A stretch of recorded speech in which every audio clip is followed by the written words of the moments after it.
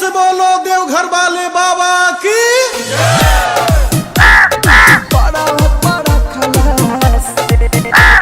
Music by Rakesh Mithun Brother. Presented by Unique Films. Unique Films.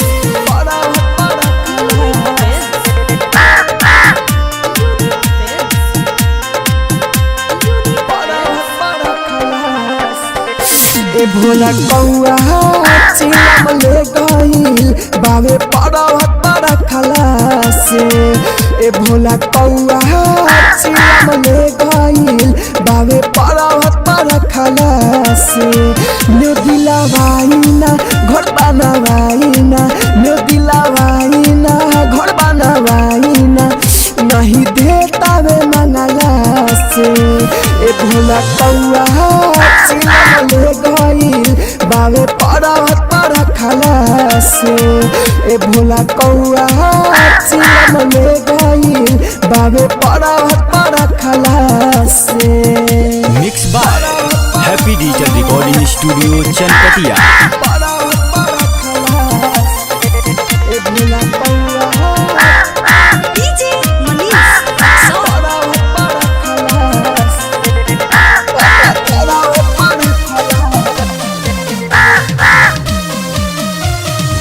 ए भोला दानी बतिया मानी हमारा राजी।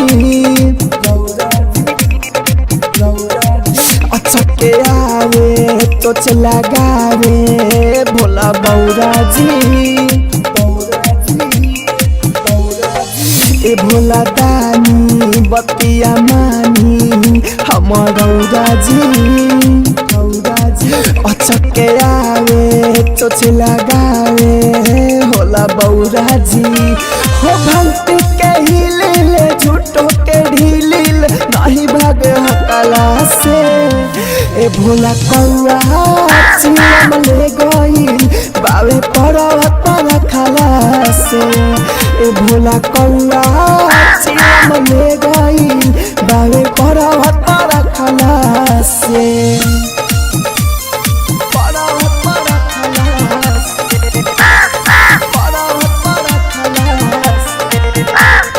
DJ Manish.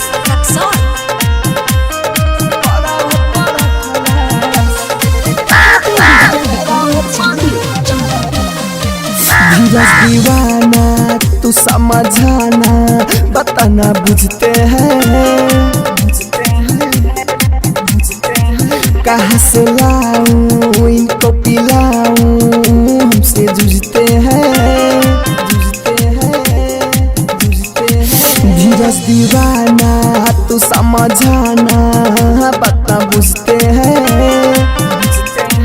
कहाँ से लाऊं इनको पिलाऊं हमसे जूझते हैं।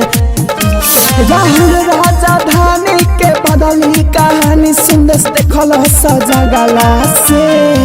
ए भोला कौआ चिलम ले गईल बाबे पर्वत पर खलासे।